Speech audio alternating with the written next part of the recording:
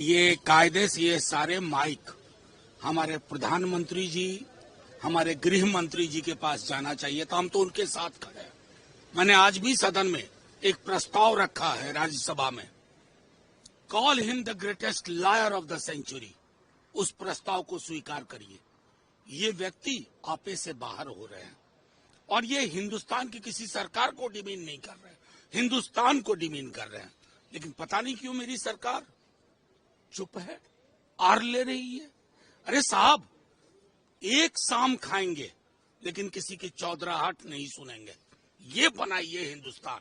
Sir, सदन में उठाएंगे इसी से? उठ चुका है भाई।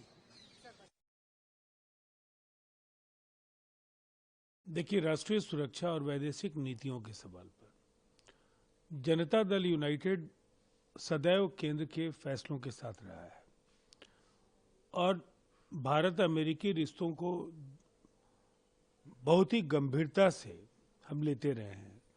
भारत सरकार जो भी सोच समझ करके निर्णय लेती है, उन फैसलों पर जनता दल यूनाइटेड की मुहर लग जाती है। इसलिए इसमें कहीं कोई असमंजस का भाव नहीं होना चाहिए। डीएनए के सवाल पर डोनाल्ड ट्रंप ने कहा कि टैरिफ नेगोशिएशन पर हमारी बातचीत चल रही है, लेकिन भारत सबसे ज़्यादा हाईएस्ट टैरिफ नेशन है देश में।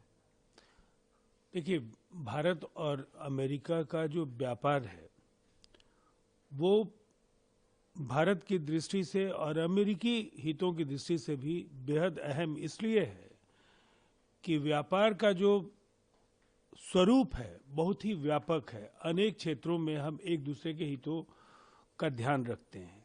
वैसी स्थिति में एक तार्किक परिणति पर ये पूरा का पूरा टैरिफ प्रकरण आए, इस दिशा में भारत सरकार जो भी आधिकारिक तौर पर नीतिगत कोई निर्णय लेती है तो हम लोग उनके साथ हैं। बिहार में सीएजी को देखिए, ये जो टैरिफ वाला है, दुनिया के अलग अलग देशों से पिछले दिनों बात चलता रहा है। नई बात है नहीं, खबर आती रही थी कि इस देश पर इतना लगा दिया, उस देश पे ऐसे कर दिया।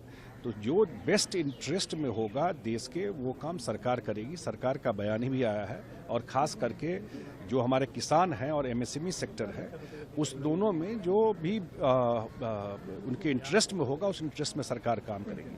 और सरकार का बयान भी आया है कि अभी नेगोशिएशन ऑन है और जो बेस्ट पॉसिबल होगा उसका वो रास्ता निकालेगी। मुझे लगता है कि सरकार और मोदी जी सक्षम है इसका वे निकालने का।